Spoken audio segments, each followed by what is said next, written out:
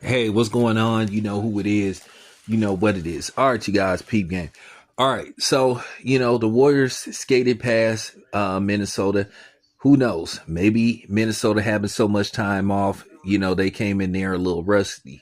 But with that being said, that favored the Warriors. But then Steve Kerr said at the same time that the team was tired. They basically was coming off a tough 7-game series. They basically had to head to the airport um, and go to Minneapolis. They haven't had much rest. So basically, he says that today they're going to have the day off, that they're not going to do any reps or any practice and watch any film. So basically, it looked like the next game is Thursday, and then they have a game on Saturday. So, with that being said, in all likelihood, Stephen Curry is not going to be available game two. So, with that being said, that's a good thing that Steve Kerr plans to rest the players. I think, they do need some rest because, yes, that was a tough 7-game series with Houston. You got to give Houston credit. They fought to the very end.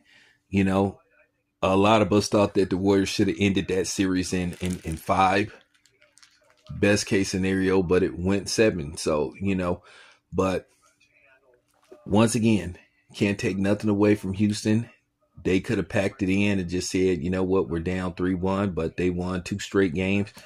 And the Warriors basically had to put it all together, to get past Houston in, basically the first round, which, we'll see what happens in game 2. But I'm expecting Stephen Curry not to be available. So that's very smart of the coach, especially the rest of the players. You need to have them fresh, or at least as close to 100% as possible, at least in, the 90% to 95% ratio. I don't think no player is ever completely 100%, especially in a playoff series. Every series takes a little bit something out of you because it's almost like a extended season. So, and these playoff series, you need as much rest as possible, and the Warriors haven't had very much rest. So, with that being said, let's see what happens in game 2. But I'm expecting Stephen Curry not to be available. Anyway, this your boy Town. I'm out.